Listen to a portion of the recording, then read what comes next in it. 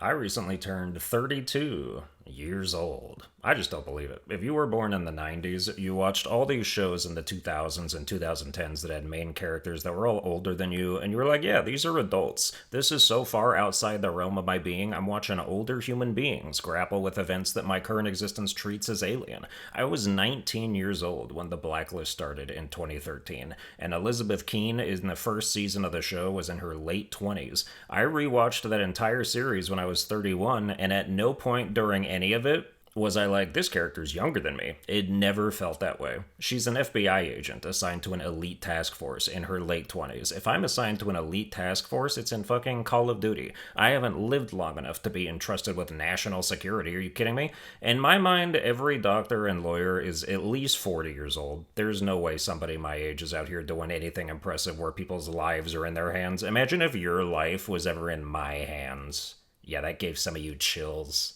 I'm getting sick of neurodivergence in general. First of all, it's got too many LARPers. When did it become cool to be autistic? It's not cool. I am on the spectrum, and I think I'm pretty cool, but that's in spite of it, not because of it. When I was in high school, there were two kinds of autistic kids. The legitimately special ed ones that had to be wheeled around the building, and the social outcast dweebs who didn't understand social cues. I was the latter, and back then nobody wanted to be that, but now every hot girl with no outward signs of anything is like, I'm neurodivergent. I got diagnosed on TikTok, and now it's okay for me to be rude in conversations because I'm on the spectrum. Shut up, bitch. You haven't lived a goddamn thing. The amount of regular-ass people I went to high school with a decade and a half ago who over the past few years have started claiming autism in retrospect is so fake and gay. Like, congrats on avoiding the gauntlet and coming out now that there's no stakes. You had no problem getting invited to parties and going to prom, but now that all the gate-kept social institutions of your formative years are behind you, you feel comfortable identifying as someone who would not have been given that all-access pass when it mattered?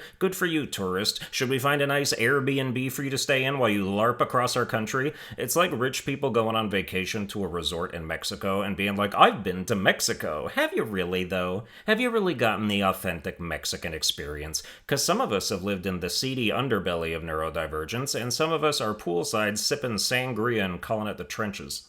One aspect of virtue signaling that people don't like talking about is that there are upsides to being marginalized. It's why otherwise privileged regular people seek some kind of disadvantage to claim for themselves as a badge of honor. Normal people want to pretend they're neurodivergent because they think it gives them character, and because it objectively garners respect and legitimacy from certain people who might otherwise resent them for being too perfect or average, and it applies to any trait that is largely considered to be underprivileged. It's why Rachel Dolezal pretended she was black. It's why some people are going trans, because even though they're setting themselves up for an objectively more difficult life, they're also ingratiating themselves with a community that will fiercely defend them under any circumstance. Some people like being under attack, and we already know that there's power and status in being a victim. The Ant Queen is the most vulnerable member of the colony. All she can do is sit there and make endless babies. She can't defend herself, but she can rally countless drones who will instinctively sacrifice themselves to protect her. Try criticizing a trans person's opinion online and see if you don't get set upon by a swarm of drones yourself. When it comes to neurodivergent claims, the other primary factor for going out of your way to announce yourself as being whatever is just to have an excuse for being the particular kind of asshole you are anyway.